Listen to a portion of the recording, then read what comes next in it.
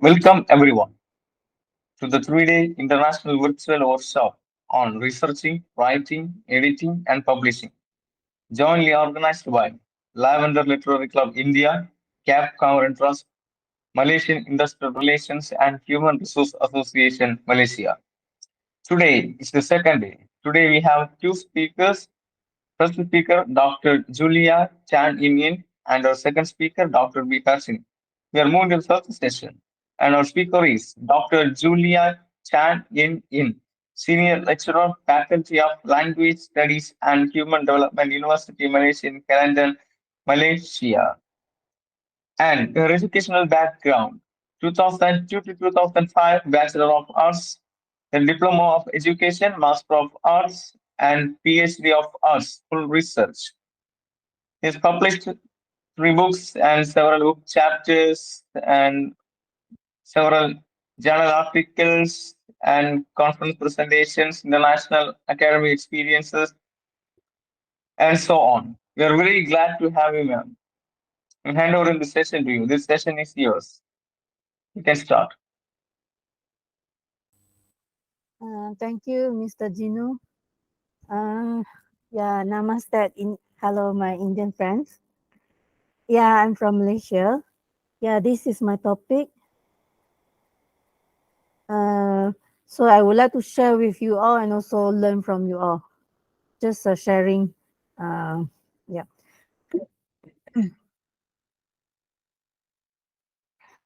So this is my topic, qualitative research approaches.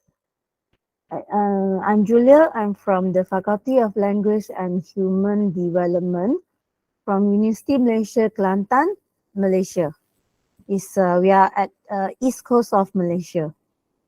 It's the border of Thailand. What is qualitative research? For me, I think a qualitative research is like an exploration, a wide area of dimension of the social world. So it's like no limit, including it's about everyday life, how we understand people, our experience and imaginings of our research participants or our respondents. So we can study the institution or the discourses of, let's say, advertisement, or how the teacher teach, or how's a relationship among different races in a village. So we study the significance of the meanings they generate. So what's the characteristic of qualitative research? Firstly, it celebrates depth. That means very deep, not shallow, only about numbers, or yeah, it's very deep. Like we study the meanings people express, the context, and it's multi-dimension and it's complex. It's not so direct to the point. It's complex because we study people. Then this will help us see how things work in particular context. And we also we study wide range of disciplinary and intellectual traditions. Okay, this one is a method of getting to reality. So let's say example discourse analysis. Uh, we we study language. Language is like a reflection of the inner reality, because normally we do interview. So interview is about people speak, people tell us something, or sometimes people don't speak. So we interpret their meanings. So language also construct identity. And okay, so the methods of sorry, this one is not okay. So qualitative research is based on interpretation, or how we look at things, how we interpret the meanings, the coding, the summary, and then we understand the respondent behavior based on language or words. So is the patterns of things said or not said? Like just now I said, themes is like topics. So from the way they speak, we come up with the themes. So the context is sensitive. So what's the challenges of qualitative research? It's a very huge conducted. When we interview people, we get very thick information we need to transcribe and write out and analyze. We can do manually or with application help or with software. The second challenge is okay, it's flexible. It's flexible. It's contextual, and actually it's very active because we ourselves as a researcher is also one of the player in this method.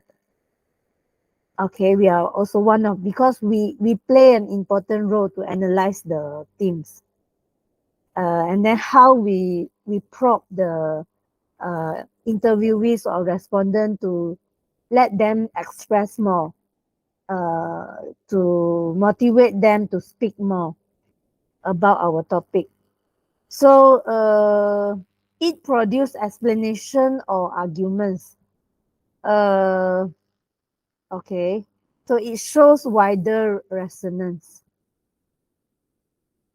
So this is two examples of qualitative approaches. One is ethnography. It's actually rooted from anthropology method. The second one is case studies. We study a group of people or a phenomenon or a single person. Okay. So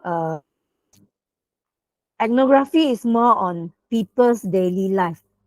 Okay, so we need to mix with them, mingle with them to discover their social, cultural, or their patterns. Let's say I want to understand India people more, so I need to stay with the Indians in India, especially. So I will know more about the culture than I read from books. So the participants are the experts. So we treat them as experts because we need to interview them. What they say, we have to jot down. So they are the experts in this field. Okay. What's the strength and weaknesses of this ethnography? The strength is it uses multiple methods of collecting data. That's why it provides us rich data.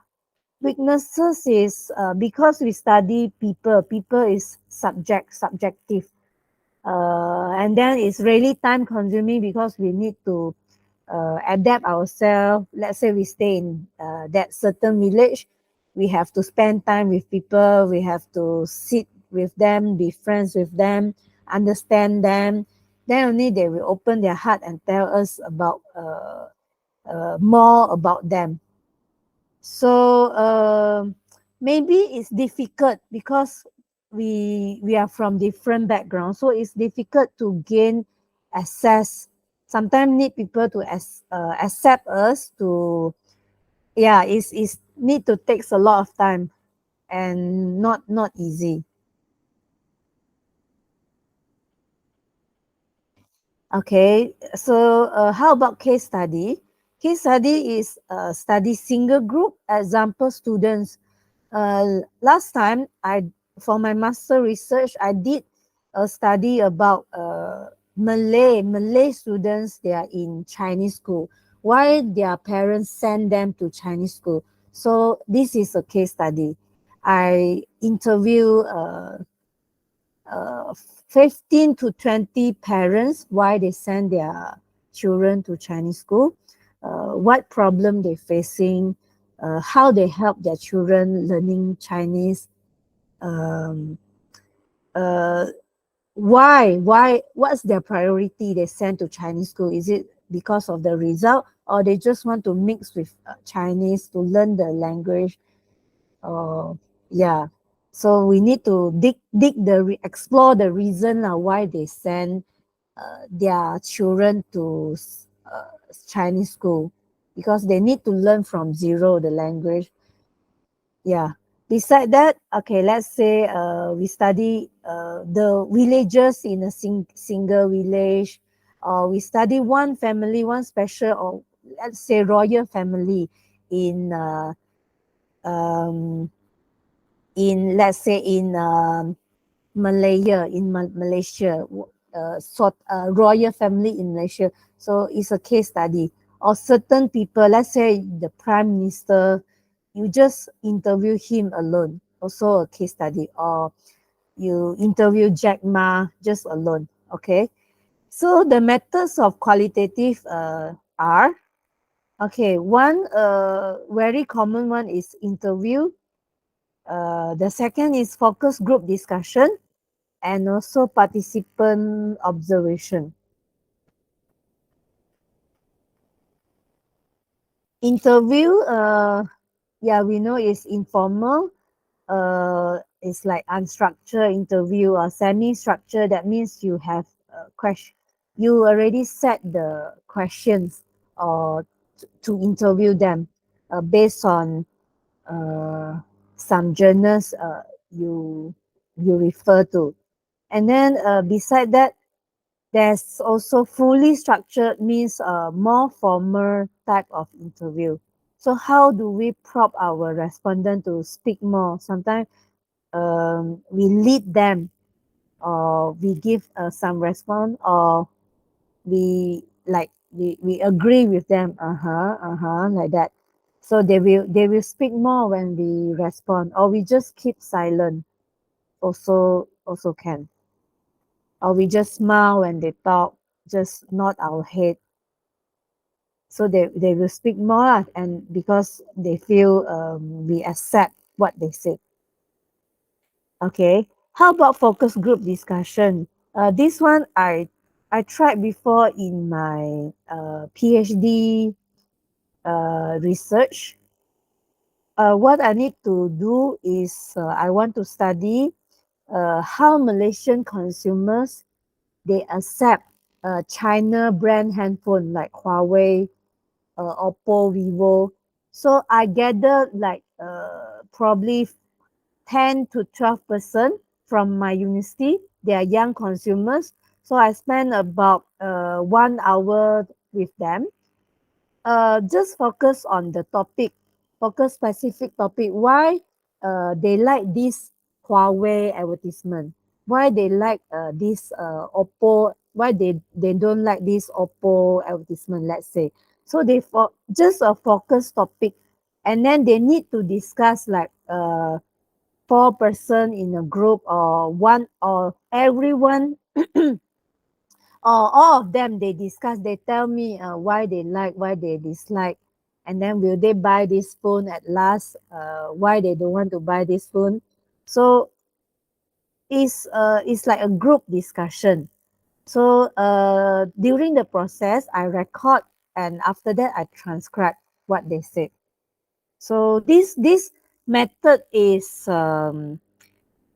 very common. Let's say in a market survey company, market research. I joined before, like women, right? We need to use the sanitary napkins every month. So that's a company. They invited us, 4 women. So they let us discuss like, okay, which brand, what brand we like, uh, what kind of character, the specialty that we need for the product. So just discuss for 1 hour, then they get response and feedback from the consumers. So they will improve their product after that. So the last one is participant observation. This one is also using ethnography approach. There's structure to unstructured method. And then it's about note taking. And then is about participants, observer, action, and how we interpret it. And then you need to know what you need to observe from that study, why you observe certain things, and who is the one you are observing. Okay, so I guess that's all. I hope you will explore more in this qualitative research because it's very interesting study about humans. Okay, thank you. Yeah.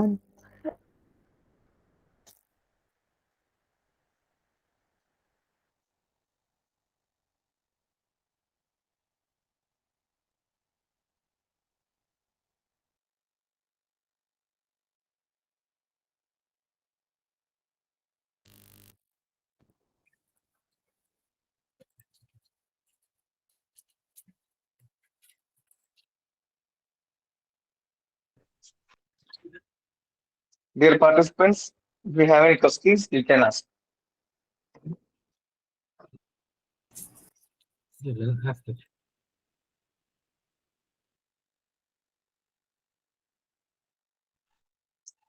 Ma'am, please unmute your phone, headphone. Yeah.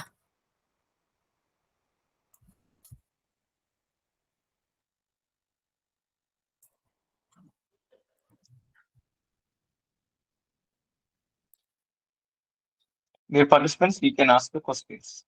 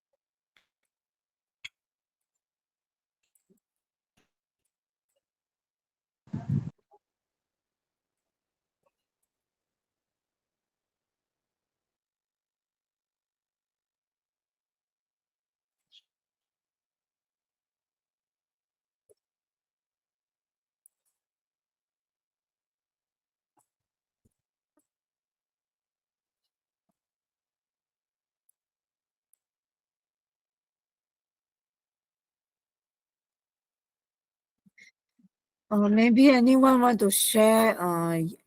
Maybe you did also qualitative research before. Yeah, would like to hear more from you, like what you did in India, whether interviews, ethnography, or case study.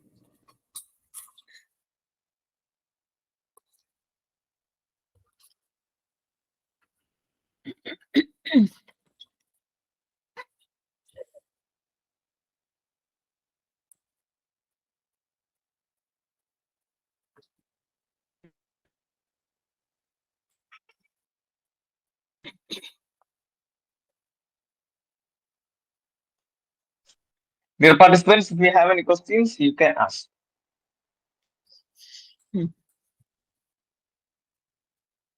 I think no questions from the participants. Thank you, ma'am, for very informative talk. Thank you. Dagan what, right? In Hindi. Yes, Thank you. thank you. Dear participants, we are moving to next session, and our speaker is Dr. P. Harshin, Professor, Department of English, Editor and Content Writer, Dr. MCR Educational University, Research Institute University, former Professor, Department of English.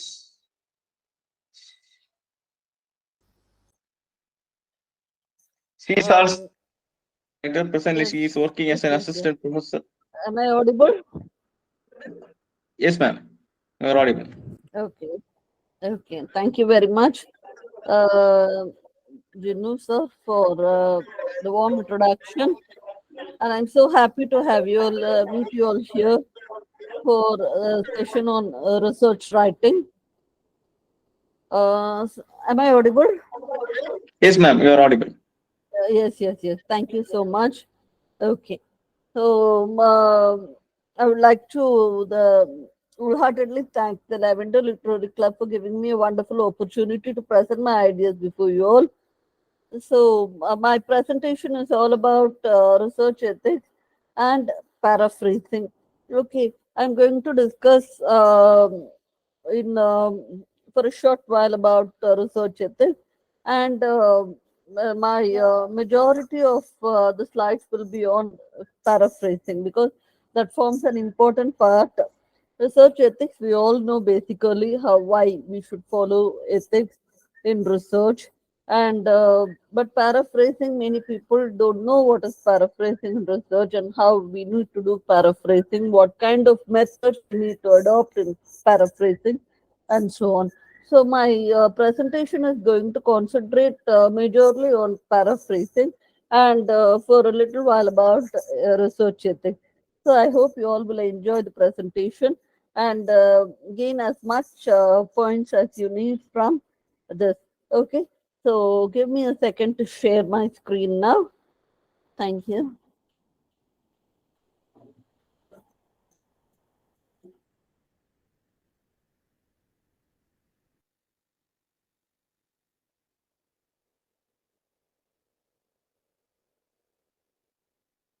Is the slide visible, sir? Yes, ma'am. Yes, ma'am. Thank you so We can much. see. It is Thank you visible. very much. So this is going to be my presentation, significance of research ethics and paraphrasing and research writing. Okay. So uh, before I go for the presentation, I would like to share this beautiful quote by Diana Vreeland. She says, style, all those who have it share one thing, it's originality. Okay, so originality is what is expected of all of us in research. Okay, and we need to develop our own style for research writing. Okay, if we have our own style and our originality, people will definitely appreciate us and we will be able to reach higher and higher positions in research and we will not be able to face any problem whatsoever. Okay, like plagiarism or copying or whatever. Okay, whatever the wrong forms in research we need not have to face when we have originality and our own style. Okay, so that is what Diana Vreeland is trying to say. Style. All those who have it share one thing. It is originality. Okay. Now, so first, let us understand what research ethics are.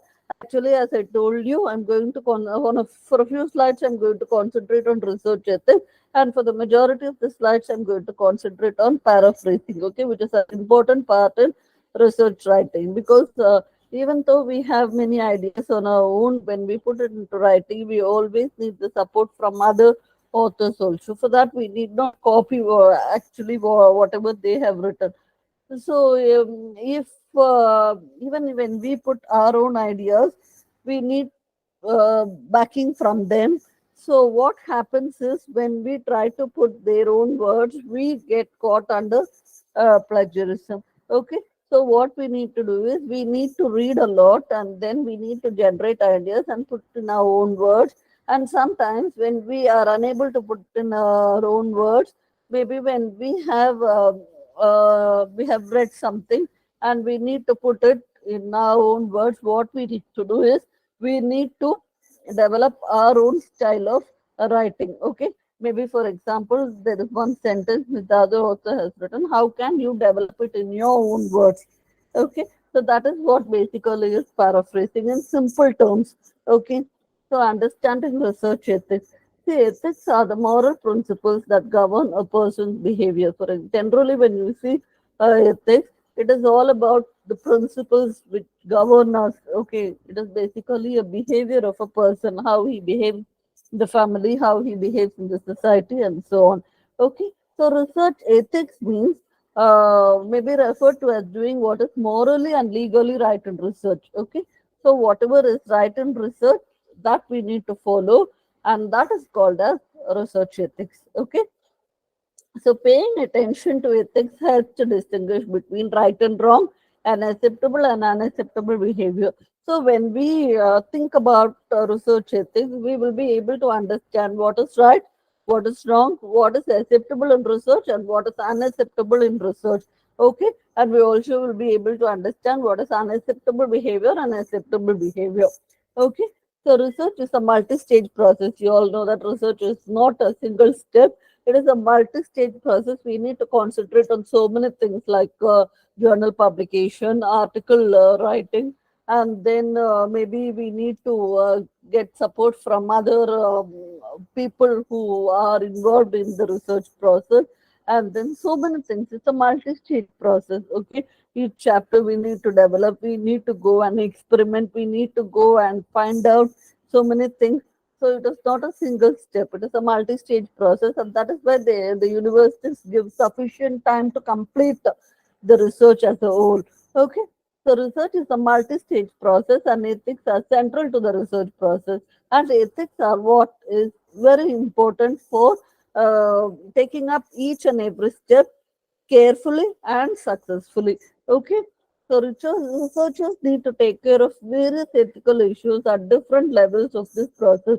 So, as researchers, we need to take care of various ethical issues at different levels of research. Okay, whatever we do, whether it's writing an article for journal publication or whether it's developing a chapter for research, we need to keep so many things in mind, especially when it comes to ethics. Okay, then why is it important to Yes. Okay, so why is it important to follow? I hope I'm audible. Is the slide visible? Yes, ma'am. Audible Okay, and visible. hope there is no disturbance here.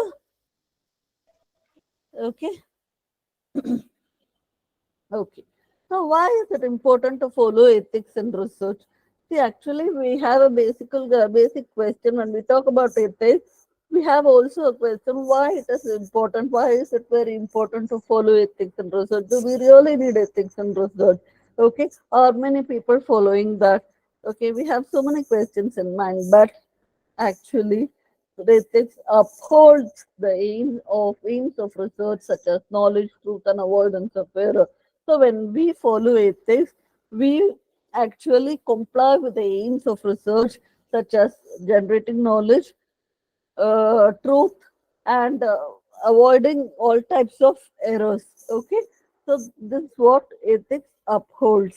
Okay, then prevention of fabricating, falsifying, or misrepresenting research data, promote truth and minimize error. So this kind of fabricating, falsifying, misrepresenting research data, these do, when we prevent all this, we actually lead way to promoting truth and minimizing errors, a lot of errors. Okay, so ethical standards promote the values that are essential to collaborative work, such as trust, accountability, mutual respect, and fairness. Okay, so ethical standards, what do ethical standards promote? Ethical standards promote the values that are most important for collaborative work, such as trust. Okay, when we do a collaborative work, for example, when we work on a journal, and when it is a group work, we need to have one thing which is very important, that is trust. Okay, then accountability, then mutual respect for each other's ideas, and fairness. Okay, then ethics and research simulate a variety of other important moral and social values such as social responsibility, human rights, animal welfare, compliance with the law, and public health and safety. So all these things are involved, and when we take care of all these things, it means we are following research ethics. Okay, so this is what basically ethics and research means.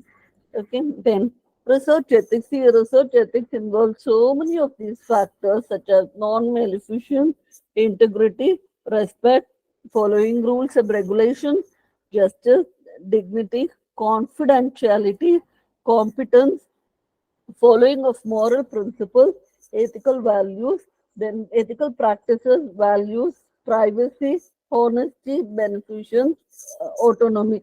So all these factors contribute to research ethics, and we need to give importance to each and every factor. Only then our research work will be successful, and we will also be able to get a good deal for ourselves. Okay, so this is all about research ethics, which we all need to follow. Now, coming to the next part, that is paraphrasing. We need to understand what is paraphrasing first. Okay, paraphrasing is an important skill in research writing. It is a cognitive skill, it is a mental skill that requires higher order thinking and high proficiency in both reading and writing. We need to have a good proficiency in reading as well as writing, because without that, paraphrasing will not help. Okay, so we need to read a lot, we need to write a lot. Actually, when we enter into the research field, we need to research a lot of things.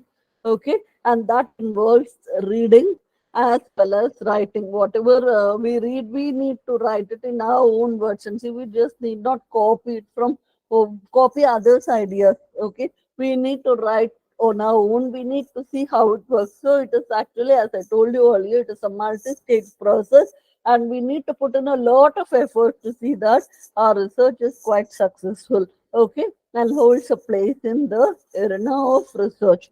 Okay, so paraphrasing is an important skill in when it comes to research writing.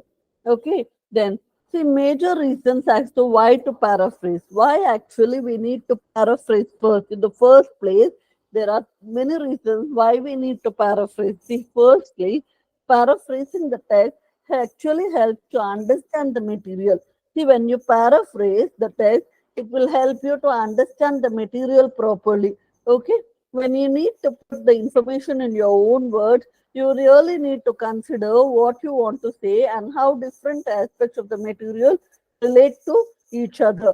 Okay, so when you need to put the information in your own words, you really need to consider what you want to say. When you're putting the information in your own words, you have to consider what actually you want to say and how different aspects of the material relate to one another. Okay, then if you feel that paraphrasing is difficult and just takes time, it is good to consider that written examination should not merely indicate that you know something, you should actually learn from them. Okay, so good research is actually learning from something. Okay, you learn from something and then you develop your own ideas and your own research. Okay, then then secondly, a paraphrase signals to your reader that you have processed the information and understood the material. Whatever the material you read, when you paraphrase, it means that you have understood you have processed the information in your mind and you have understood the material properly, so that you could write well. Okay, paraphrasing requires, as mentioned, more understanding than merely copying the text. Actually, this is what is an important point here. Paraphrasing is requires, as mentioned, more understanding. It is more understanding than merely copying the text, and in that way, it helps your reader determine that you have understood the material and not just copied it. Okay, so you have to prove to your reader that you have understood the material and you have got it in your own words rather than copying the ideas from others. Okay, then this is of course especially important when your reader is also your teacher, who has to make sure that you have understood the material. See, actually, this is very important because your reader is also your teacher. Because when your reader reads your work and acknowledges your work and gives you praise for your work, then it means that your research is successful. So you have to ensure that you have understood the material and you are putting it up in your own words rather than copying from others. Okay, then see, actually, thirdly, the processing of the text helps to ensure that your text is relevant to the task you have been assigned. Actually, when you understand the text, it will help to ensure that you are developing a correct material. Okay, just like that, there are so many articles, there are so many books, but how relevant is it to the task which has been assigned to you? That if you need to prove, then you need to read books relevant to your study and understand the material correctly and then put it in your own words. Okay, so help to ensure that your text is relevant to the task you have been assigned. All texts are written for a specific purpose and with a specific content, and context. And if you attempt to answer the question from a take-home exam by copying a passage from a book, there is risk that you do not keep the topic and thus fail to answer the question.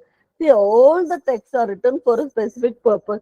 See, for example, if it is related to English language, the text must be relevant to English language. If it is going to be mechanical, the text should be relevant to mechanical. So, if you attempt to answer a question from a take-home exam by copying a passage from a book, there is a risk that you do not keep to the topic and thus fail to answer the question.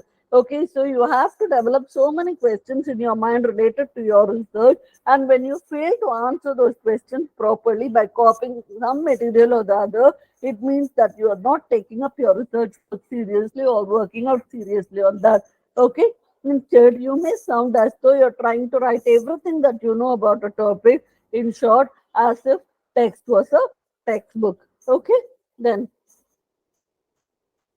see, actually, lastly, just copying from a source is actually considered plagiarism, even if you provide a citation. Even when you have provided a citation, but you have copied the text as it is, it comes under plagiarism. Okay, there is, however, one exception. You need to quote.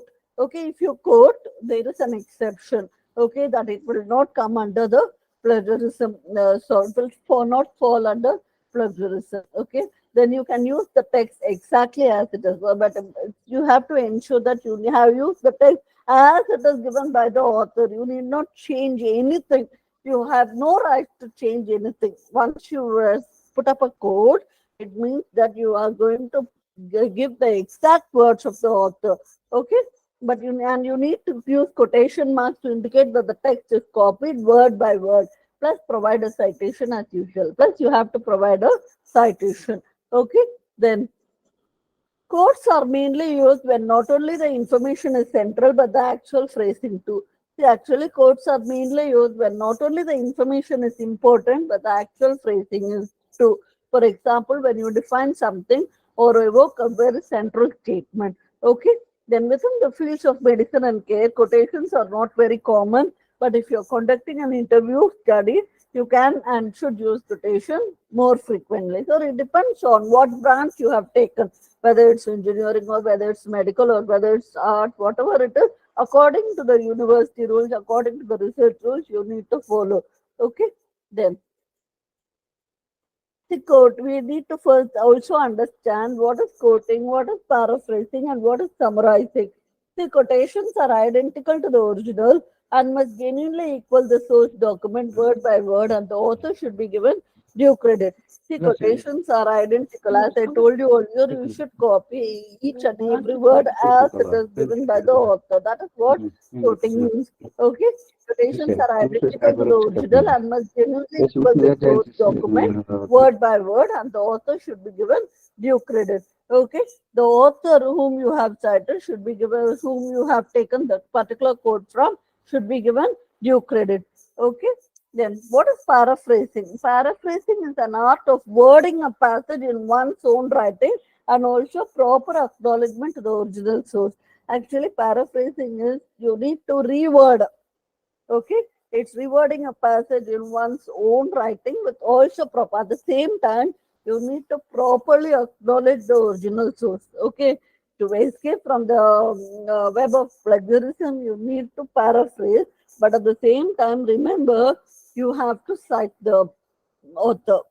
Okay, a material that is paraphrased is generally shorter in length compared to the original, with only taking the main points and editing it to some extent. So, whatever the material you're going to paraphrase, it is generally shorter in length. Okay, when you have read such a big paragraph, when you paraphrase, actually, whatever you have understood, whatever you have in mind, that alone you have to write. So, it is actually shorter in length compared to the original, because you have taken only the main points and edited it to some extent. So this is what paraphrasing means actually. Whereas summarizing is such that it puts the main ideas into one's own words, including the points that are considered most essential. Summarizing is, see, when you read a book and when you summarize what actually is the book, that is summarizing. For example, a person watches a movie and gives a review of the movie, that is so equal to summarizing.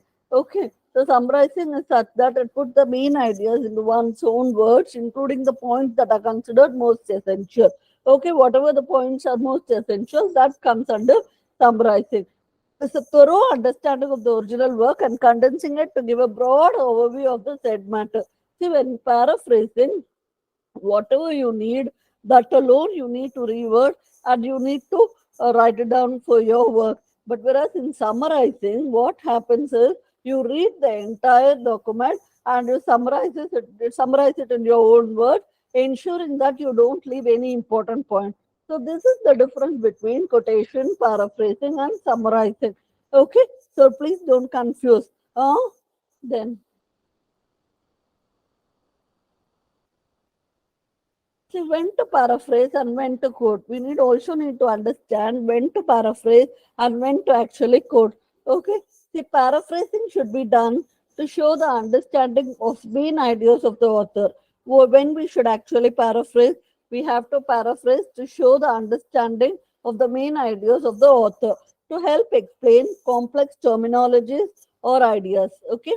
So paraphrasing should be done to show the understanding of main ideas of the author, what you have understood from the main author that you need to give. Okay, and then to help explain complex terminologies and ideas. Maybe the author would have stated in a complex way, in a way that people can't understand, but when you have understood, you can put it in simple words in your own way.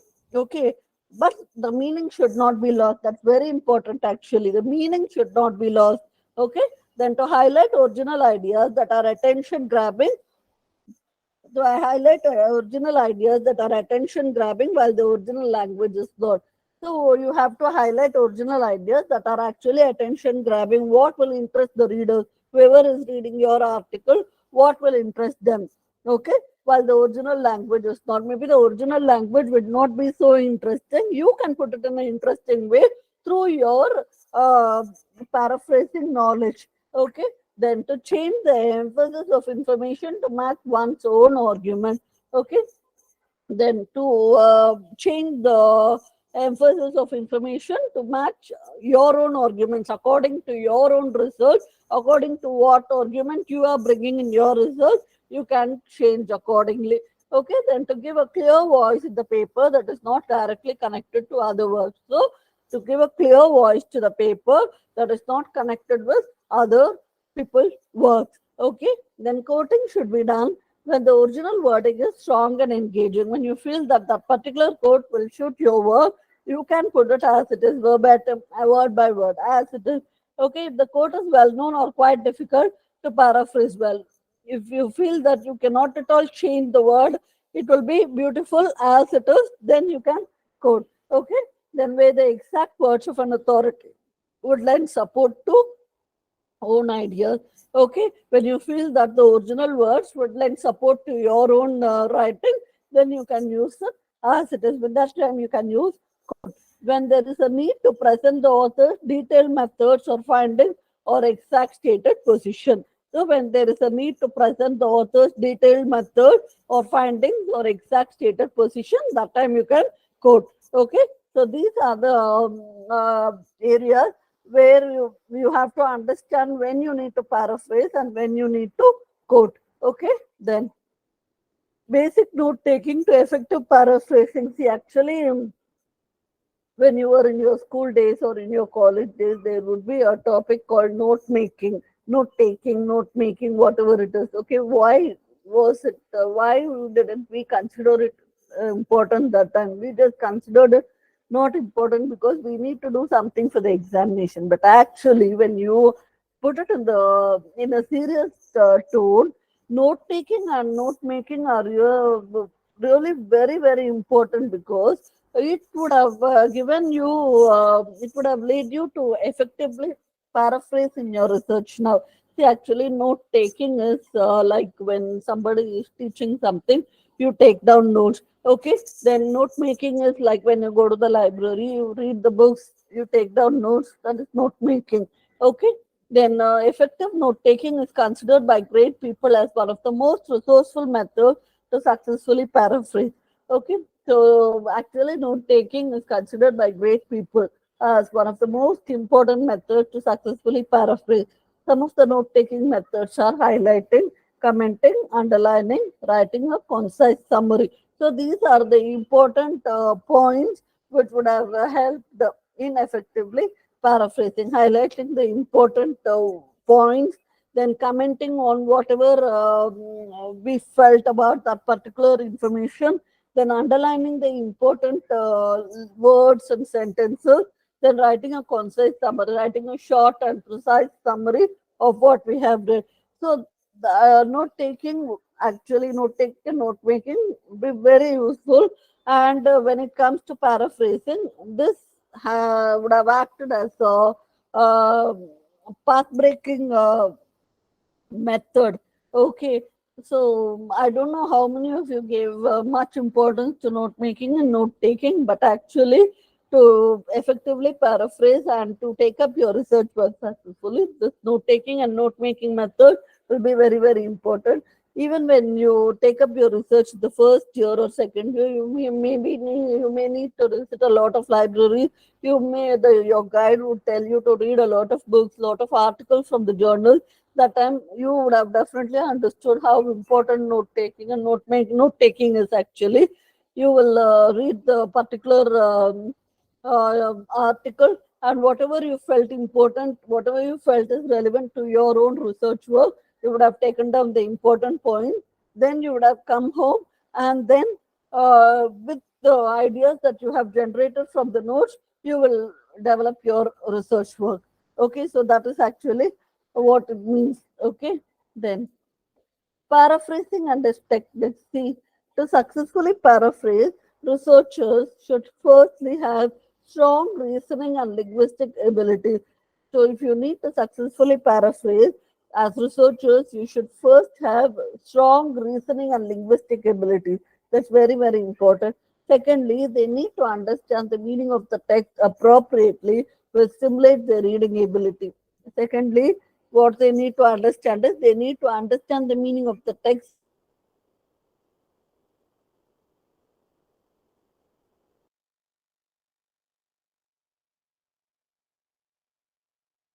to choose the essential point of a meaningful way. This transformation can be done by using appropriate lexical items to replace those in the original text, changing and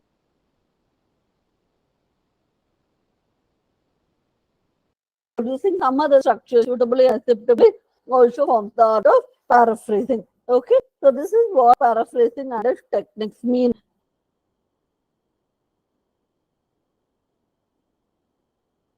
Actually, changing from active to passive voice or vice versa works very well when it comes to paraphrasing. In active voice, the subject performs the action of the verb. Okay,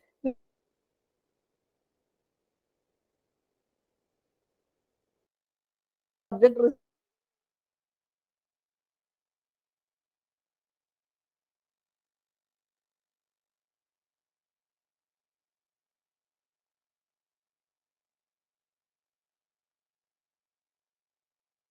or seem prepared to handle. This is what the original text means. So the researcher has read it, understood it, its correct meaning.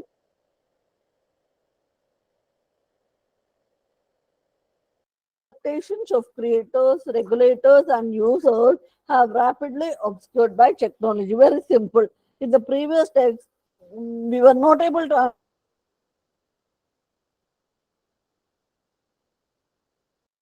way in a different world. We have now understood what actually the original author wanted to say. Okay, the expectations of creators, regulators, and users.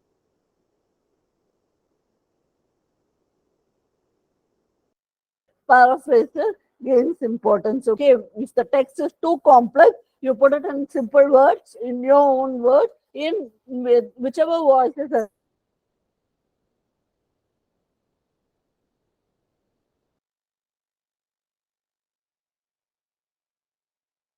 instruction, as the outcome will be plagiarism, even if the words are changed. Okay, this is a very important part which you have to give due importance. See, avoid keeping the same sentence construction. Don't keep the same sentence construction because the outcome would be plagiarism, even if the words are changed. even if the sentence remains as it is, but you're changing only the word. Okay, for example, okay, I'll show you some examples. Okay, you have a sentence, you are just changing the words. Maybe you'll change glad to happy or something like that. Okay, but what happens is it will be caught under plagiarism because the original idea is there. Okay, then the better idea would be starting the sentence from a different part of the content or changing the parts of the text or by turning clauses into phrases. So the best idea for paraphrasing would be to starting the sentence from a different part of the content. Okay, totally different content, then changing the parts of the text or by turning clauses into phrases. Another idea is to play with a number of sentences, like a long original text can be divided into two sections and vice versa. Okay, short sentences can be put as one full sentence while also changing the sentence entirely. Okay, if you feel that there are many short sentences, you can understand what actually it is and put it as one full sentence. Okay, then if it is a very long text, then you can divide it into two sections while also giving importance to see that the meaning does not change. Okay, then it is imperative to put in personal thoughts into original text and trying to impeccably include source text into own writing while still citing the part being sourced in between. Okay, it's also important to put in your own thoughts into the original text and try to impeccably include source text into own writing while also citing the parts that have been sourced in between. So you have to put your own ideas and you also have to give due acknowledgement to the author from whose text you have taken, from whose work you have taken that particular text. Okay, then see, paraphrasing literature review is very important because many researchers have a confusion when it comes to literature review. We are just going to give what the particular author has said, but if even then it falls under plagiarism. What you need to do actually? There is this is a basic question asked by many researchers. Okay, literature review is actually what other points given by other authors to support your own research idea. Okay, so what you need to do is you have to understand what the particular author has said, and then you have to, without changing the meaning, you need to change the content completely. Okay, so this, if you do like that, then there will not be any plagiarism. That's what very important here. Okay, when actually when I see some people's work, the literature review would be fully highlighted in a yellow. That literature review would be fully highlighted, and the percentage will be more. Okay, so what actually they will do is they'll give it to me. They will ask me to reword, the change the content. Okay, so sometimes I'll help them because they may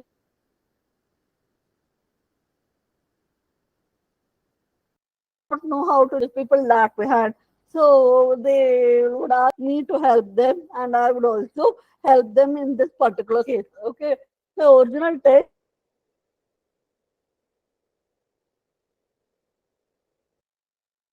we do not understand. Also, this what I'm trying to show you is Segal has written this, and the person has written taken the original text as it is, and it is caught in plagiarism. Now, how to change that? Okay, the original text. We do not yet understand all the ways in which brain chemicals are related to emotions, but the salient features point is that our state of mind has an immediate and direct effect on our state of body. So this is what actually Segal says.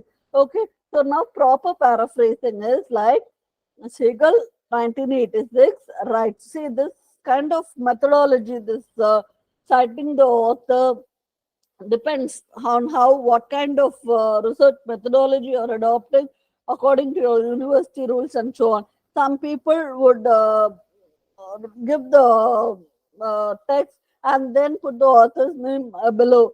Some people would write like the author is stating so and so. It depends. Okay, for engineering it's different, for arts courses it's different, for medical it's different. So according to your university rules, according to the research methodology you have adopted, You need to put it in a proper way. Okay. Siegel writes that the relationship between the chemicals in the brain and our thoughts and feelings remain only partially understood. He goes on to say, however, that one thing is clear, our mental state affects our bodily state. See, actually, Siegel writes that the relationship between the chemicals in the brain and our thoughts and feelings remain only partially understood. Okay, he goes on to say, however, that one thing is clear, our mental state affects our bodily state. Actually, see, when the original the author who has written that particular statement has used subjective form of writing, then you also can use subjective form. Whereas if your research strictly says that you should not adopt subjective style and you should adopt only objective style, then you need to change it in such a way that you have to avoid this kind of r, my, you, and all that. Okay, you need to change the content accordingly. You have to change it to totally objective style, because actually research is fully objective. You have to write only in objective style and not in subjective style. If you write in subjective style, it is actually you're giving your own ideas and not a general statement. Okay, then see, paraphrasing is a valuable skill because it is better than quoting information from a run of the mill passage.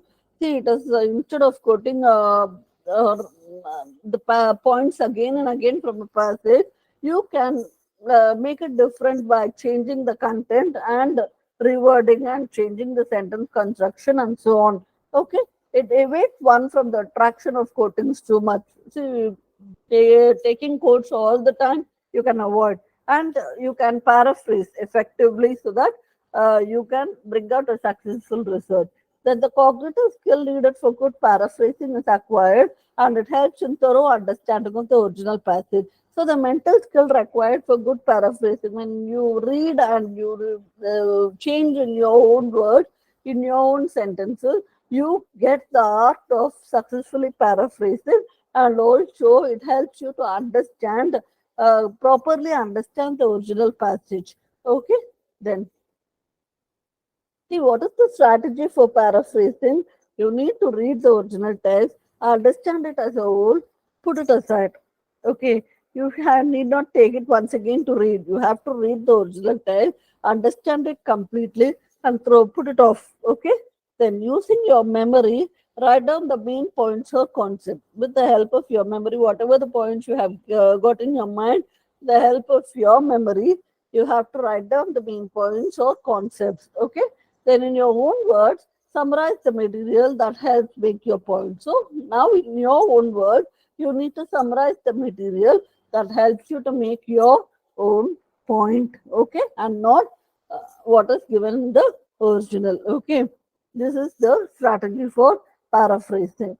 Then, see, actually, some more strategies for paraphrasing is use synonyms for known keywords, particularly verbs, prepositions, adverbs, and adjectives. See, actually, example is from noun to verb. Instead of acceptance, you can give accept. And accordingly, you have to change the sentence also. Not just change the noun, verb, and all. You need to accordingly change the sentence construction. If you put for acceptance, the sentence construction will be different. If it is for accept, the sentence construction will be different. So accordingly, you have to change. Then achievement, you can put it as achieve. Action, act. Activity, act. Then from noun to adjective, happiness, happy. Intelligence, intelligent. Juice, juicy. Kindness, kind. Then from noun to adverb, firmness, firmly. Force, forcefully. Danger, dangerously. Delight, delightfully. Then from one category of noun to another category of noun. Example, science to scientist. Change of nouns and pronouns from singular to plural. Then change of verb forms from gerund to infinitive. Example, swimming to swim. From simple to continuous, from active to passive, change of style from personal to impersonal. So these are the strategies you can adopt for successful paraphrasing. Okay.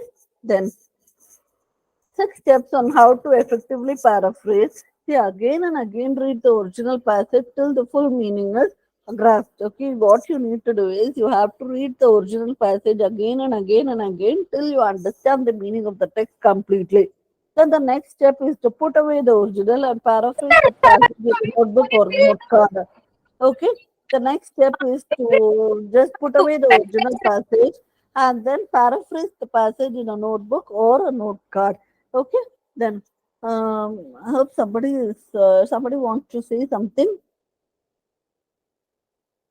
Can I continue? Yes, ma'am, you can Yes, continue. yes. Maybe once we complete the presentation, I'll try to answer whatever the doubts you have. Okay. Let me complete my part of presentation now, and then I'll come back to the audience questions. Okay. Then the next step is to put away the original and paraphrase the passage in a notebook or a note card. So, what is the next step?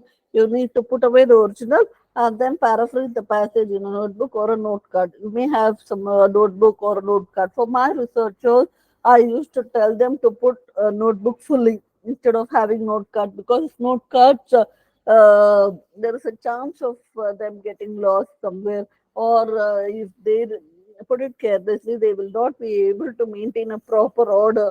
Okay, so the best idea is to have an entire notebook, a 300 pages notebook, because that will be sufficient for your entire research work.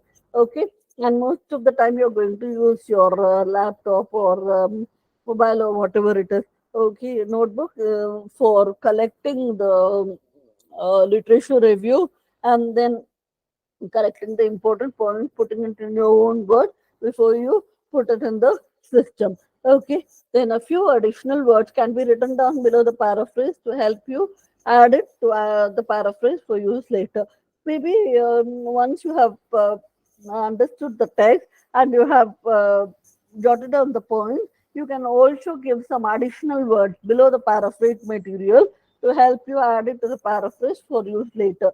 Maybe later on, when you are putting it as a full sentence or a paragraph, that time you can use those words, because it will be very useful when you put those words immediately, because whatever you have read, and if you have your own words to say, you can put it below immediately. Okay, because you are going to read so much. Okay, when it comes to research, you're going to read a lot of materials, you're going to go through a lot of journals. Okay, so then and there, if you work out, it will be very easy. Then on top of the paraphrase, a keyword or a sentence can be written to highlight the subject or area of study. Okay, then on top of the paraphrase, you just put a keyword or a sentence to highlight what particular subject it is or what area of study it is.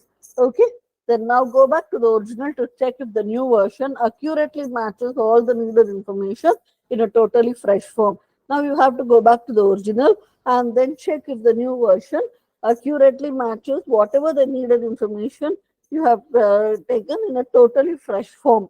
Okay, you have to take the original author's work, and you have to check with your the material that you have generated to see if it matches correctly and that the meaning has not been changed. Okay, then if there is any line that you have used exactly as the original, either reword it using a thesaurus or use a quotation mark and they give you credit to the author. So if there is any line that you have used exactly as the original, maybe out of reading again and again, if you have understood the sentence as it is, no, you will use it exactly. Maybe out of mistake, by mistake, you may use it as it is. So if in case you have done that, then you have to reword it using a thesaurus or use a quotation mark and give due credit to the that particular author.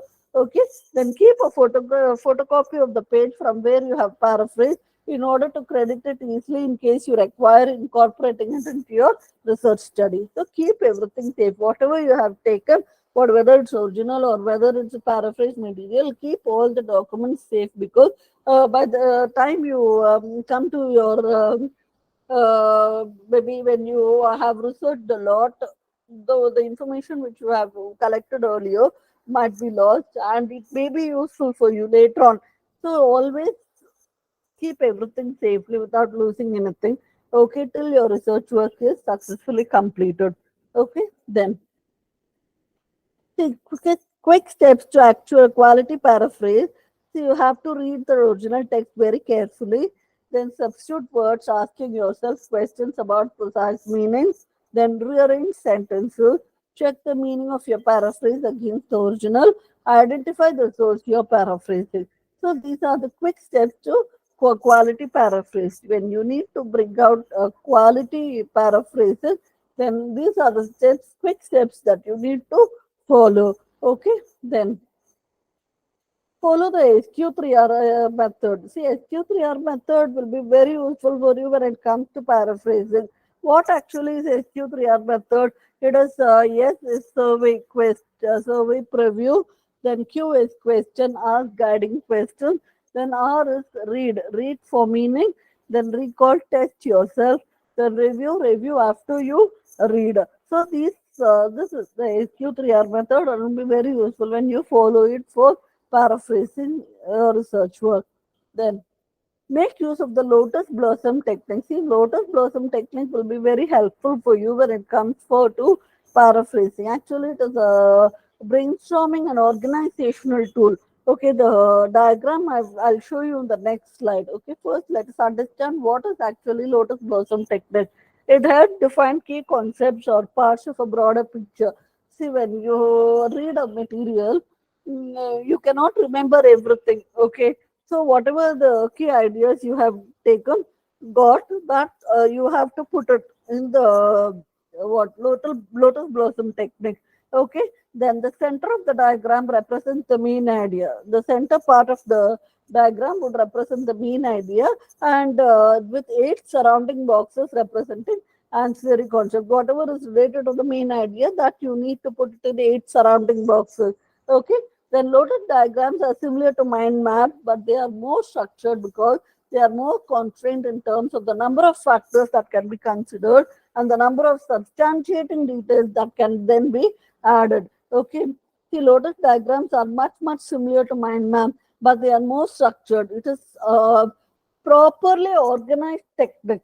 Okay, because they are more constrained in terms of the number of factors and also the points that you have used in the lotus blossom technique will be very useful in your later part of the research.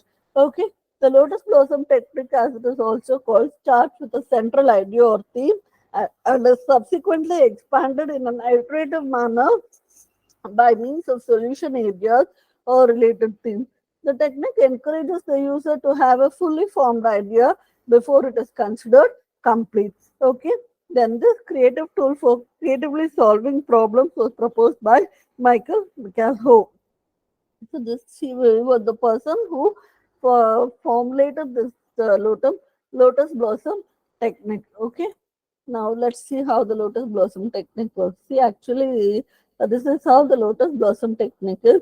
Here you have the main topic, okay, and it should be surrounded by 8 subtopics, okay, and then for each subtopic you have to put one complete box, and then for that subtopic one, for example, you need to put the points or concepts related to that particular subtopic. Likewise, for all the other subtopics you can generate, it will give you a clear picture of what you are actually going to do.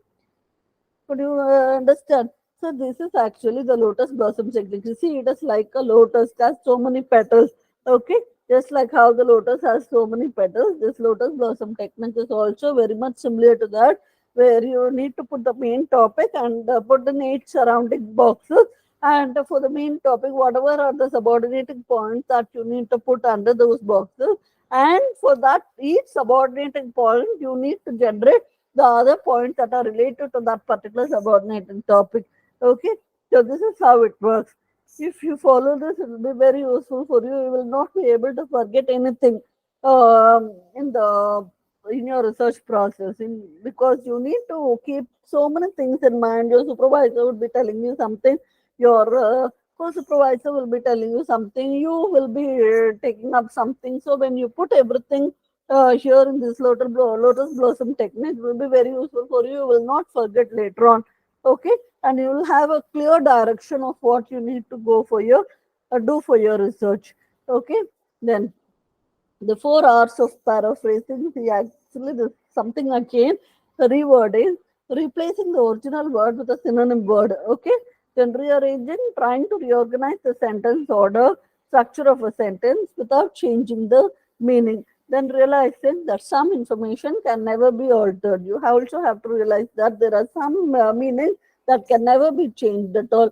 That information should be exactly as it is. Then rechecking whether the paraphrase structure gives the taste of the original meaning. You need to recheck whether the paraphrase structure gives the taste of the original meaning. The original meaning and the paraphrase work should be exactly as it is. Okay, there should be no change, and you also have to properly acknowledge the source. Okay, then rewording is a simple process of swapping words with synonyms. How effectively can you swap words? That's what I have shown here. See examples of synonyms and successfully paraphrased text. The original text, it is today, whereas in paraphrased text, it is recent days, nowadays. Then for amount, too much, a lot of, keep them from, prevent them from, having fun, entertain, relax, protesting, objecting, refusing, give up, forgot, loaded down, tired of, tired to, responded favorably, supported, refused, rejected, don't accept. So this is rewording. Okay, then rearranging. See, actually, my partners and I are currently in the middle of getting funding for a new business we are launching.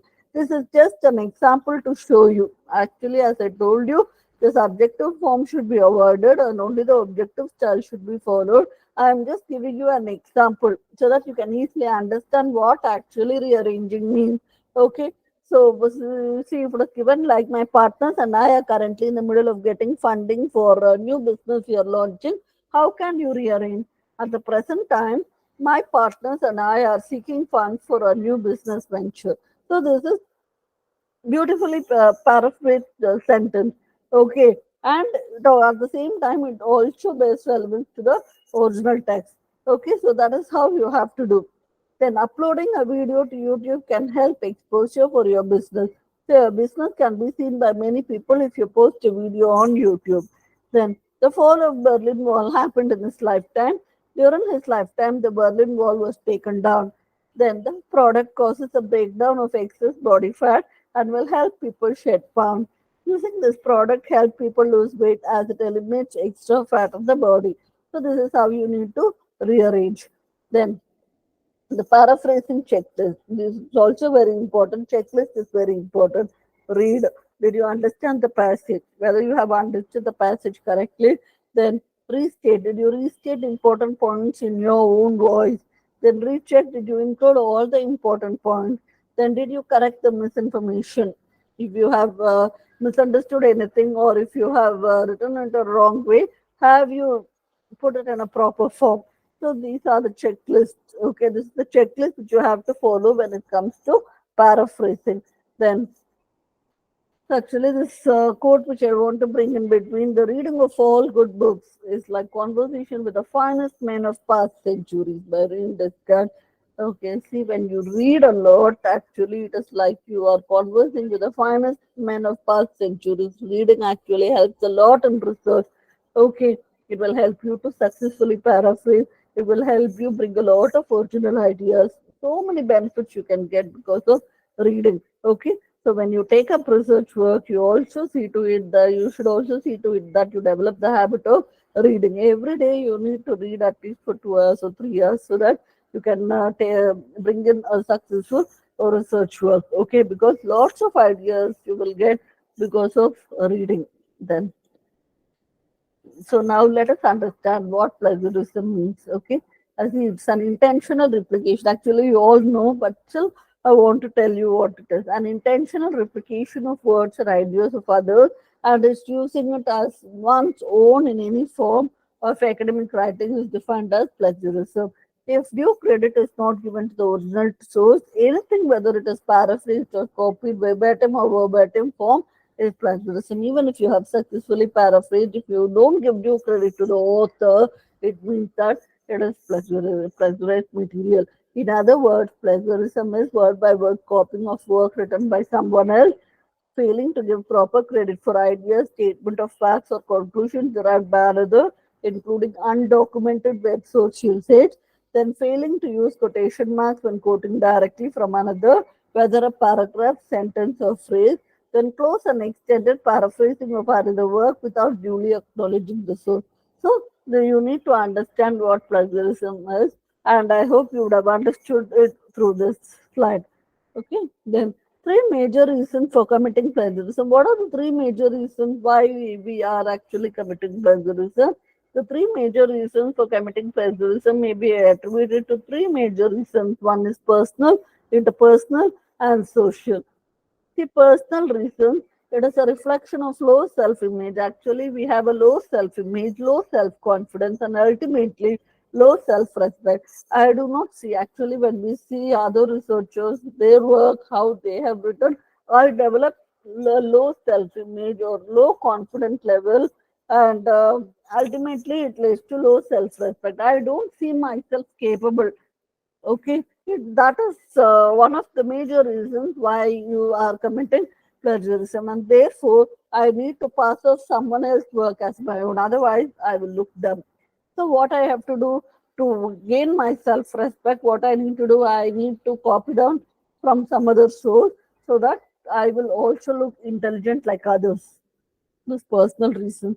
Okay, it is an indicator of low intelligence. I cannot see the relationship between not doing the work myself and not learning what I need to learn from the assignment. Okay, it is an indicator of low intelligence. It is an indicator of ignorance. I do not know that plagiarism is destructive to me and the society. It is an indicator of a lack of ability to appreciate the difference between means and ends. Means is the assignment project, and ends learning, gaining self respect. I don't find the difference between those two, and that is why I commit plagiarism. Then, interpersonal reasons, it is an indicator of a lack of appreciation of the relationship between the guide and the student. The guide is not there to judge you, he or she is there to be a facilitator of learning. There is always a misunderstanding between the supervisor and the student. The student thinks that the supervisor is over demanding, uh, extracts a lot of work actually. But actually, what actually the supervisor wants from you is to bring in a perfect work. Okay, so there will be a lot of what advice and a lot of demands from your side. And if you could understand it in a correct sense and do it properly, then you are going to be a successful researcher. Okay, so you have to understand that the guide is not there to judge you. The supervisor is not there to judge you in each and every task that you take up. Rather, he or she is there to be a facilitator of learning. Then it is a symptom of a need to gain attention and recognition, social competition, but it comes at the cost of low self-respect. Okay, then social reasons. See, healthy societies are built on trust, and every act that breaks the trust is another piece of straw that broke the camel's back. If you don't want to live in a society where people think that it is okay to plagiarize, don't do it yourself, or otherwise you will also become a victim in a malice society that you have helped to create. Okay? So if you don't want to live in a society where people think that it is okay to plagiarize, you should not do it yourself. Otherwise, what will happen is you also will become a victim in a malice society that you have helped to create. Okay. The phrase "the straw that broke the camel's back" actually it is placing a sequence of displeasure that ultimately led to one final irritation that causes the person to lose their patience. Actually, when you do a small mistake, nobody notices. When you do another small mistake, nobody notices. And finally, when you feel that this is not going to be a mistake at all, and when you do, that will lead to a whole cause of irritation, and it will have make the person to lose their patience and their trust and confidence on you, whatever. Okay, so you need to see that you don't break the trust like another piece of straw that broke the camel's back. Okay, then guidelines for avoiding plagiarism: take proper notes and include necessary information about the source for reference list and citation. Okay. Then, when drafting, include citations immediately. If citations are used after the paper is written, it would be missed or lead to wrong citation. See, when drafting, when you draft, actually, when you take notes, when you take the particular paragraph or whatever it is from the original, you need to immediately cite. Okay. Otherwise, what happens is you fail to do it that time, then you will not know from where you have taken it later on. When you feel later in your later part of your research, when you feel that that particular paragraph or statement is very important, you would have lost the citation. You would not get it when you actually need it. Okay. So it is always better whenever you put something, immediately cite it. Okay. Then always use own ideas and words. Use your own ideas and words. Practice is the only way to this. The more you practice on ordering your thoughts and conveying ideas, the better will be your writing. Then give credit for copied, adapted, or paraphrased material. If you copy and use another's exact words, you must use quotation marks and cite the source. Avoid using others' work with minor cosmetic changes. Example, using like this kind of minor cosmetic changes you need to avoid. As I told you, you have to change the content completely rather than changing the words. Okay, using less for fewer, reversing the order of sentence, or changing terms in a computer code. If the work is essentially the same as yours, give due credit. Okay, that is the only way to avoid plagiarism. Then good understanding always helps. It's always better to understand the material before you use it in your research work. You're less inclined to use the ideas and words of another person when you have a strong understanding of the subject. Dive thoroughly into your chosen subject of study before you start writing. Dive thoroughly into your chosen subject of study before you start writing. Actually, you need to gather a vast data from the textbook, masses, journals, and other sources. Okay, when it comes to research, you have no other option except to gather vast amount of data from the textbook, masses, journals, and other sources. Then always refer to the different source materials, synthesize information rather than relying on a single source. See, you have to take material from so many books, so many journals. Okay, you have to mix up. Okay, and synthesize information rather than relying on a single source for your entire research. You need to go for lots of material. Okay, related to that particular information, you can refer a lot of sources and then finally arrive at a conclusion on which you would be better for your own work. Then it reduces the chances of plagiarism. Then checking the work. See, using a perfect tool to verify that you have correctly used sources in your work is always a good and intelligent idea. You can easily use potential plagiarism checker tools in order to ensure authenticity in your report. You can easily paraphrase the affected sections after using such tools. For example, Turnitin, Orkun, these are all excellent software that will help you to understand where that particular way, which are the areas that have been plagiarized in your research work, and accordingly you can change. Okay, when you take it then and there, it will be very easy for you. Rather, if you leave it at the end, then the last minute you may have a lot of work to do. Maybe you will be nearing the submission date, and that time when you take up this kind of heavy work, it will be very difficult for you. So it's always better to check the work then and there so that you can also avoid stressing yourself in the last minute. Okay, then using time effectively. See, plan well. You need to plan your day according to the time you feel most productive. Create a to-do list in accordance with your plan. So you need to have a proper planning. You have to manage interruptions. See, nowadays there are lots of interruptions, especially from the social media area. So you have to learn to manage all these interruptions. Assign a fixed time to deal with interruptions such as emails, phone calls, etc. Because it is difficult to regain focus after getting disturbed. See, actually, when you're doing your research, it is better you just switch off the data, because if the data is on, you'll be getting a notification from Facebook or you'll be getting a notification from Instagram. And once you enter inside, your whole day will be wasted, because you'll go inside, one will lead to other will lead to another, and so on. And most of your time will be wasted. You will never be able to regain focus after getting disturbed. Okay, then use spare time effectively. When you have spare time, use it effectively. Always keep something to read with you. When you decide that you have to become a successful researcher, you often have to read. Okay, a reading task can be done while waiting on a bus or in a queue. Go digital. Use any modern software to help you organize and keep control of all your tasks. Then avoid postponing. Don't postpone your work. Unnecessarily postponing unpleasant tasks just delays completing them. Practice self-discipline. Lack of self-discipline is a serious problem. Stick to the plan. Okay, time buffers. Spare some extra time or date as a buffer for completing a task. In that way, you can help yourself from getting drained in the last minute. Okay, so always finish it before the due date so that you will not get stressed up in the last minute. Okay, so just time buffers will help. Then, see, actually, research is nothing but creating new knowledge. And that this beautiful quote was given by Neil Armstrong. So, if you want to create new knowledge and pave way for other researchers, then you have to follow all these points so that you can become a successful researcher. Okay, thank you very much.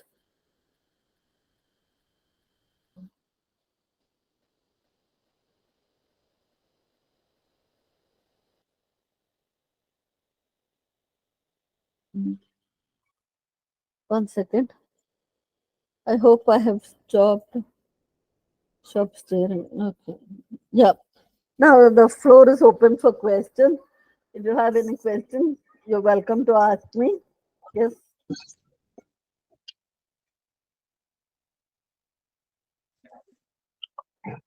Yes, my name is Ibrahim Haruna. Am I audible, please? Hello, sir. Hello. Yes. Yeah. Am I audible? Yes, you're Am I audible. audible? Purely audible. Okay. Yes, my name is Ibrahim Haruna from. I'm a Ghanaian, but now I'm in Finland. Okay.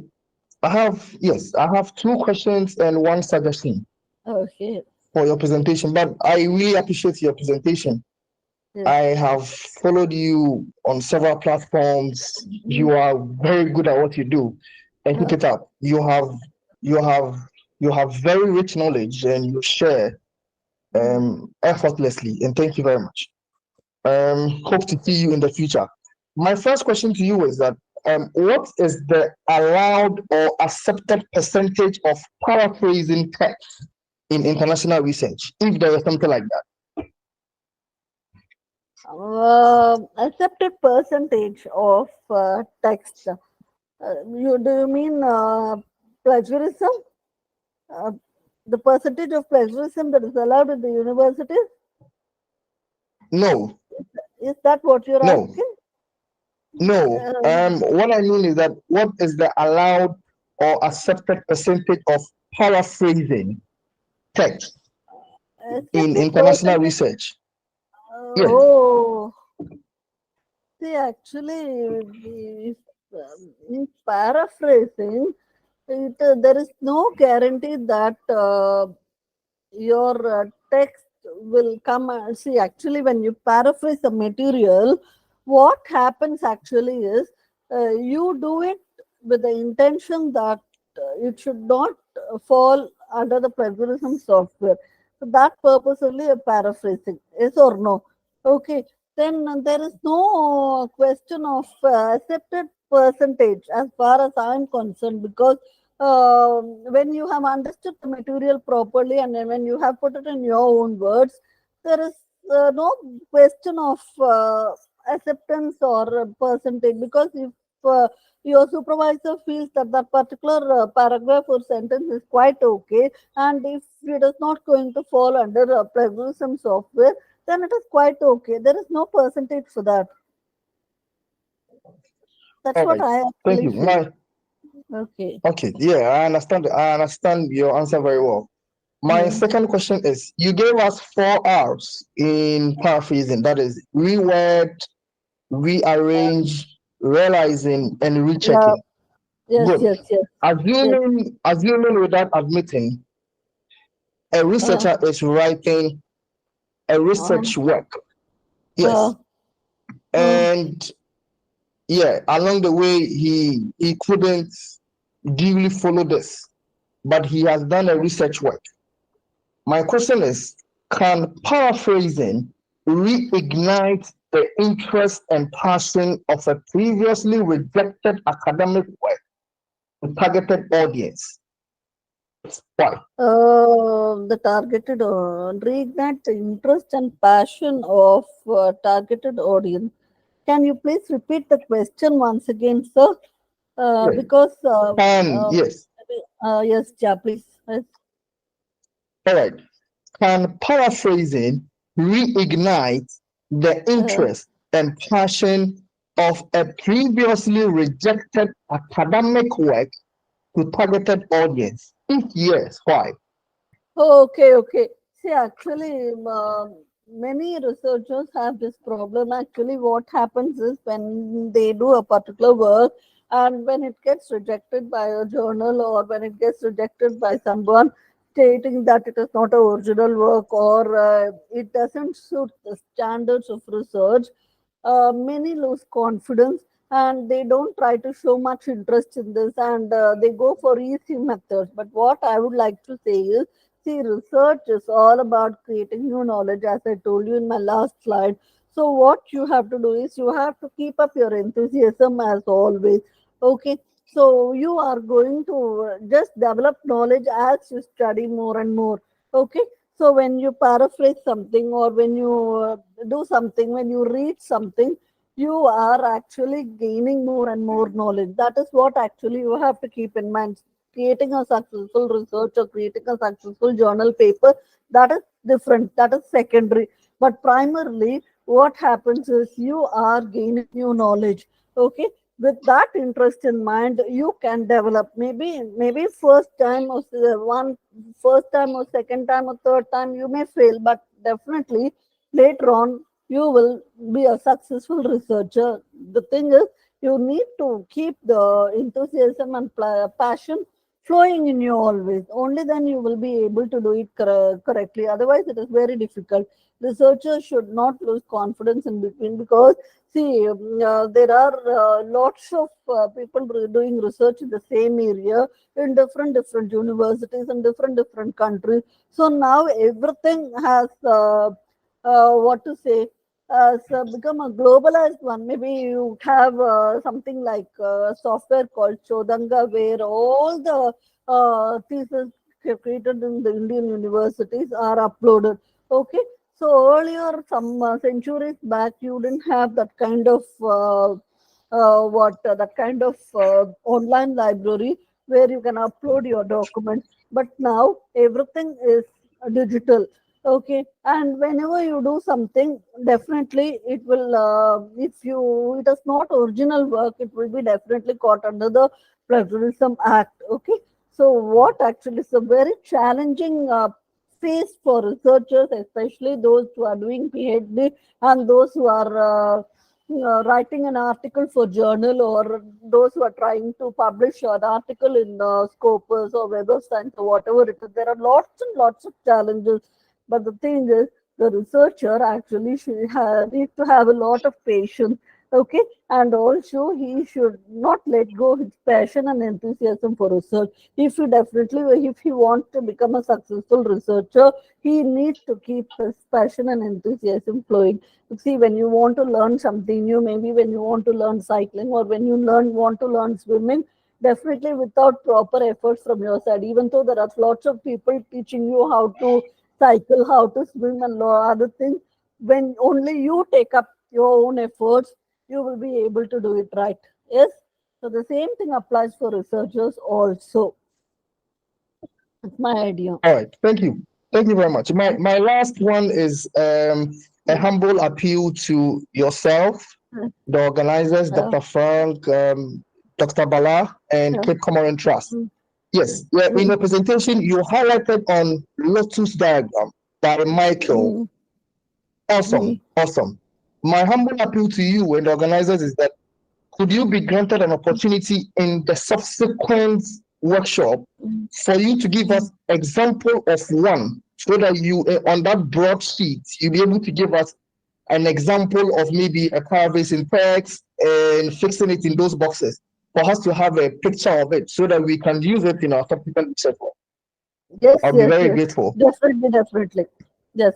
I'll definitely Thank work you. on it, and maybe in the next presentation, I will be giving you a clear picture of how the Lotus Blossom technique works. Okay, maybe I'll work out on my own research, or maybe some other subject research. I'll do it successfully, and I'll display and show it to. So it'll be very useful for you people. I'll definitely do that. Thank you for the suggestion. Thank you. Thank you very much. Thank you. Thank you so much. Any other questions, please? Hello, ma'am. Good evening. Yes, sir. My name Good is evening. Aslan, and Yes. ma'am, can you share some resources or can you mention some books which will Uh, help us to improve our research writing? um, uh, for books for research writing. Okay. If you could share your mail ID, I'll try to send all the resources that I have for this particular question. I'll try to send you the links, books, or whatever I have in my database. I'll send it to you. Can you please share your email ID in the comment box? Whatever the notes I have, whatever the resources I have will be useful for you people. I'll definitely share it. The books, especially that you have asked.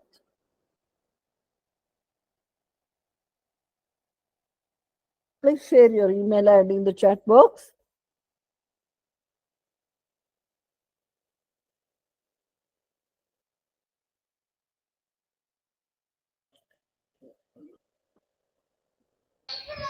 Excuse me, ma'am. Am I audible?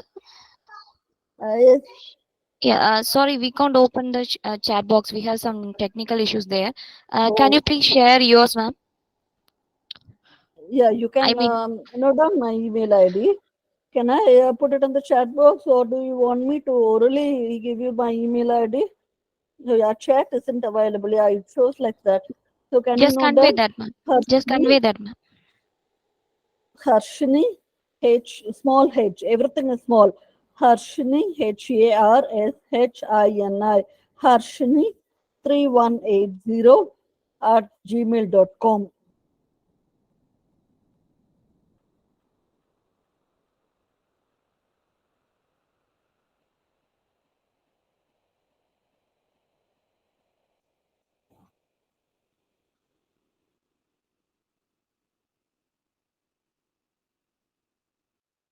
Noted?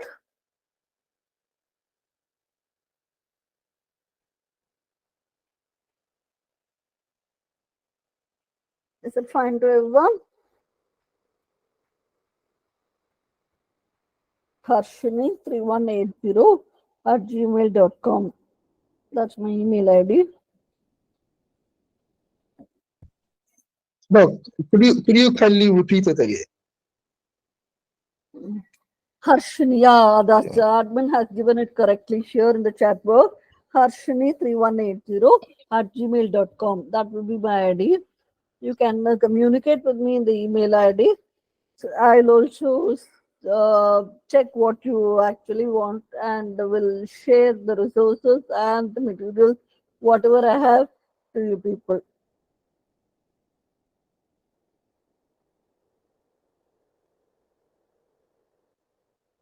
Any other questions, please?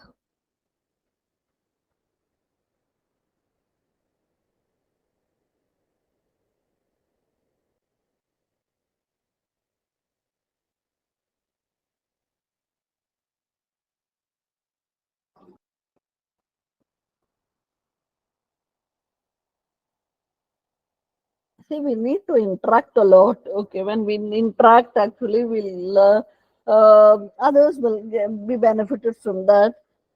So please do interact by way of asking questions, or even if you have your own suggestions, please do share, because it's a platform for gaining knowledge.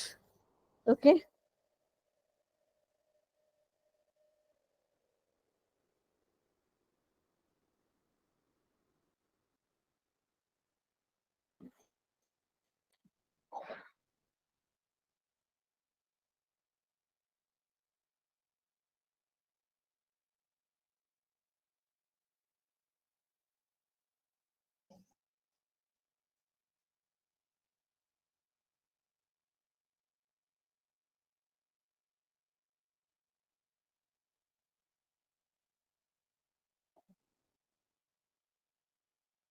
Any questions, suggestions, feedback?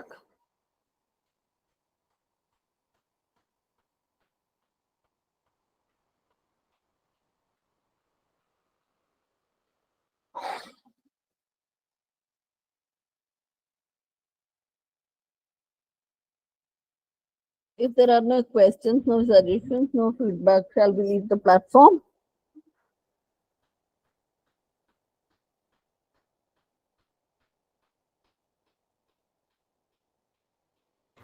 Hello. Yeah, good evening, ma'am. Am I audible, ma'am? Good evening. Ma'am, myself, Yes, Ramling. you're audible. Yes, ma'am. I'm actually doing PhD part-time in Yes. Savita School of Law, Chennai, ma'am. Oh, The session is really informative, madam. We thoroughly enjoyed it. And I have some few suggestions, madam. Actually, there is one website called Quillbot, madam. QILLBOT.com, which provides online paraphrase checking, madam, and also grammar okay. checker. So that will be Oh, useful for all of us, for checking the paraphrasing as well as grammar check also, ma'am. I will okay. put it in the chat box also, madam, the address. So Oh, I used it, madam, for writing some research articles actually. So that very good, helped me. very good. And the session is very, very good, madam, because the presentation is actually full of information, which we Oh, never wow. from anywhere, madam. Really, actually, you did a thorough, homework, on preparing the PPT, ma'am. It's really helpful too. It's really going to help us a lot, ma'am. And you concluded it very nicely. Research is actually creating a new knowledge. That is, words of thousand wisdom, ma'am. And thank you so much on behalf of all the participants. I really express my sincere gratitude, ma'am. Thank you so much, ma'am. Thank you so much. People here can note down what Sir said now about that particular software. You can make use of that when you do it for you, use it for you, and you can use it for your PhD work. Okay. Anybody else? Thank you, ma'am. Thank you for very informative talk. Dear participants, we are I winding up think someone today's has some conference. questions. Dr. Yeah. Jayashree? Yes, ma'am, please unmute your audio. Yes, yes. Dr. You need Jayashree, to ma'am, please unmute, unmute ma'am. your audio. Okay. Yes. Yes, Ma'am, yes. it's Yes, ma'am. really a very exhaustive, detailed, and very informative lecture. I think it's so difficult to explain students with regard to paraphrasing and understanding each and every Yeah. structure of the language to be used while doing creative research writing.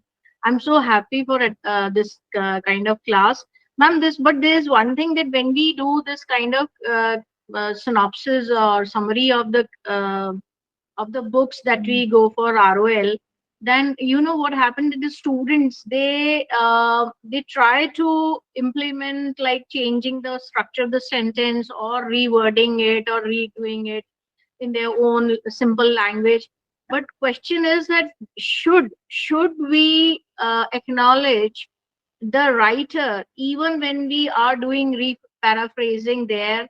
Should it be mentioned in the works cited or in in-text area where the chapter is being developed in the thesis or the research paper? And should we also mention the bibliography, this citation, the reference, even if we are doing Yes. re-paraphrasing? See, Nev, thank you for the beautiful question, madam. See, actually, as I told you in each and every of my slide then and there, I used to always say that whenever you paraphrase, you should actually cite the original author. I've been telling that throughout my presentation, then and there in whichever slide it happens to that particular question crops up when it comes to rewording or rearranging or whatever it is, you need to properly acknowledge the source. Okay. See, but this can be an exception when, for example, when you are reading from a lot of material, not taking points from one particular material, and instead you're taking from lots of sources, you generate a lot of ideas reading from lots of books or lots of articles or whatever, and you develop your own idea and you do it. That time there is no need of acknowledging that particular author, because see, it is your own idea. You have read so many things and you have generated your own idea. That time there is no need to cite that particular author or the authors from whom you have taken the materials from. Okay, because you have taken efforts to read, and you have taken effort to understand, and you have taken effort to generate your own idea, then there is no need of citing the particular authors. Okay, so that is actually your intelligence, your own way of stating that particular uh, idea, or putting it into your research. Okay, it is your own work actually. You need not cite.